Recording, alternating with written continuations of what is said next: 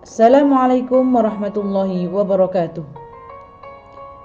Saya Izzatul Laila, CGP Angkatan 5 dari kelas 25A di bawah bimbingan fasilitator Ibu Kamila Harahap dan pengajar praktik Bapak Ari Rozi Anindito akan menyampaikan tentang koneksi antar materi. Koneksi antar materi ini berisi kesimpulan dan refleksi pemikiran Ki Hajar Dewantara. Apa yang saya percaya tentang murid dan pembelajaran di kelas sebelum saya mempelajari modul 1.1? Yang pertama, saya menganggap bahwa murid harus menguasai semua materi pelajaran yang saya ajarkan. Kemudian yang kedua, murid harus dapat menghafal ayat-ayat pilihan yang terdapat dalam buku paket. Yang ketiga, bahwa siswa adalah sosok yang bisa diubah seperti keinginan saya sebagai gurunya. Dan yang keempat, keberhasilan saya mengajar dilihat dari nilai siswa saya. Yang terakhir, bahwa pembelajaran seringkali membosankan dan membuat siswa jenuh. Apa yang berubah dari pemikiran dan sikap saya setelah mempelajari modul 1.1? Yang pertama, mengubah pandangan saya terhadap pendidikan dan siswa. Kemudian yang kedua, menyadarkan saya bahwa nilai bukanlah ukuran keberhasilan seorang murid. Yang ketiga, perlu adanya pendekatan dalam alur belajar yang menyenangkan dengan memperhatikan kodrat anak dan guru bisa menghamba pada anak. Kesadaran ini bermula dari mempelajari gagasan Ki Hajar Dewantara tentang pendidikan, di mana pendidikan pada ruhnya adalah menuntun kodrat seorang anak untuk menggapai keselamatan dan kebahagiaan, baik itu berupa kodrat zaman maupun kodrat alam. Menuntun tumbuh kembang anak disesuaikan dengan kekuatan kodrat anak, dilakukan dalam rangka memperbaiki lakunya anak. Hidup dan tumbuhnya kekuatan kodrat anak yang unik membutuhkan tuntunan, bukan tuntutan. Kesadaran berikutnya lahir dengan memahami bahwa kodrat anak sesungguhnya adalah merdeka lahir batin. Merdeka dalam arti yang seluas-luasnya memberikan ruang gerak dan ruang pikir bagi anak-anak di dalam kelas. Kodrat anak berupa bermain, bahwa penting kiranya bagi seorang guru untuk memahami bahwa anak mempunyai kodrat bermain.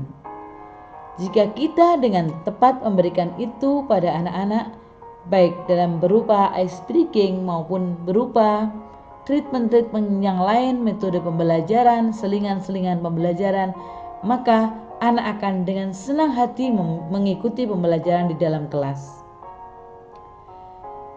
Pemikiran berikutnya yang menginisiasi pola pikir saya adalah bagaimana pendidikan yang berpihak pada anak. Pendidikan yang berpusat kepada anak dan memperhatikan perbedaan masing-masing individu, karena pada kodratnya anak memiliki keunikan yang tersendiri dan berbeda satu sama lain. Dan yang perlu diingat bahwa tujuan pendidikan adalah dalam rangka mengantarkan peserta didik, anak-anak kita, mencapai kebahagiaan dan keselamatan. Walaupun kebahagiaan dan keselamatan itu sifatnya adalah relatif. Padahal dulu aku sering berpikir bahwa anak adalah kertas kosong yang bisa dengan seenaknya aku coret, aku tulis, aku bentuk, aku tulisi sesuai dengan apa yang aku inginkan. Sehingga kemudian yang bisa segera saya terapkan di dalam kelas adalah yang pertama, mengubah pendekatan pembelajaran dengan memaknai apa yang telah disampaikan dan digagas oleh Ki Hajar Dewantara. Kemudian yang kedua, mengubah alur pembelajaran. Dan yang ketiga, mengubah cara evaluasi terhadap siswa. Bahwa selama ini yang saya anggap betul adalah Siswa yang baik itu adalah siswa yang nilainya baik. Siswa yang rajin adalah nilai yang tertinggi dalam kelasnya. Karena itu ini harus segera diubah bagaimana cara mengevaluasi terhadap siswa. Hal keempat yang bisa segera diterapkan adalah mendesain pembelajaran yang menghamba pada murid, memberikan pelayanan yang terbaik, berdiri, duduk di tengah-tengah, mensejajarkan diri dengan peserta didik kita. Lalu kemudian rekonstruksi pembelajaran di kelas seperti apa yang bisa kita sajikan? Beranjak dari pemikiran Ki Hajar Dewantara tentang menuntun, maka suasana kelas yang bisa kita bangun adalah saling belajar bersama, saling memberi dan menerima, membangun konsep bersama. Berikutnya yaitu kodrat anak merdeka bermain. Anak kita berikan ruang gerak, ruang kebebasan untuk bisa menikmati proses bermain.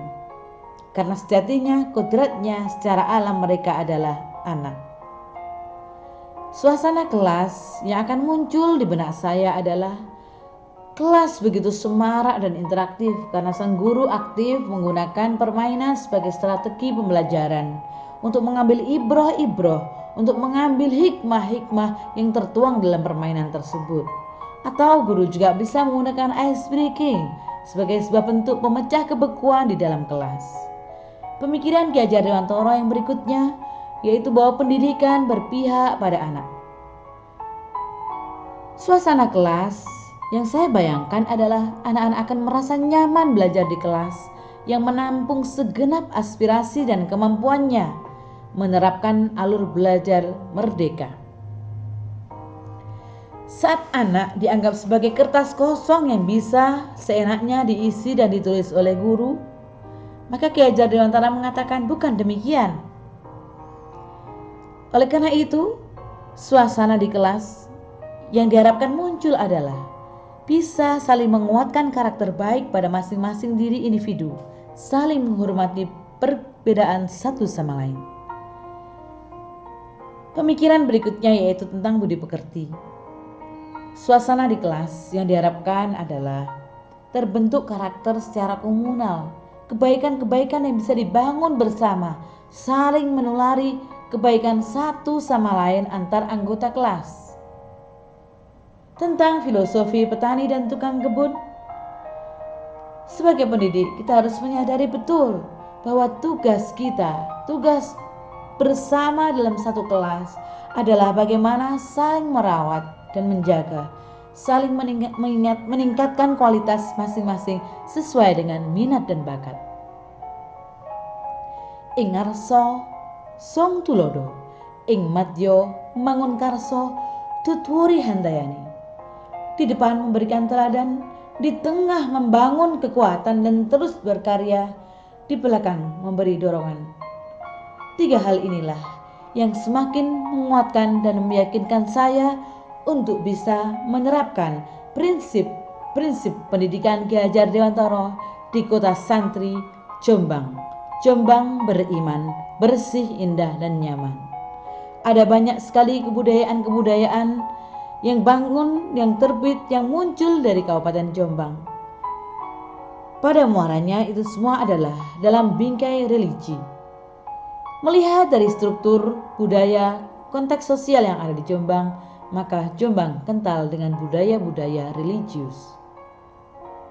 Jombang kota santri. Siapa yang tidak kenal Jombang sebagai kota santri? Ribuan pondok pesantren ada di kabupaten ini. Sehingga saya membayangkan ada suasana kelas yang benar-benar merdeka. Aku bertekad, kan kuasah kompetensiku hingga menjadi guru yang maju, tak lelah menuntut ilmu walau berjuta halangan di depanku. Guru penggerak ada dalam citaku, setinggi langit biru, seagung cinta tulusku, kuabdikan diri untuk bangsa dan negeriku.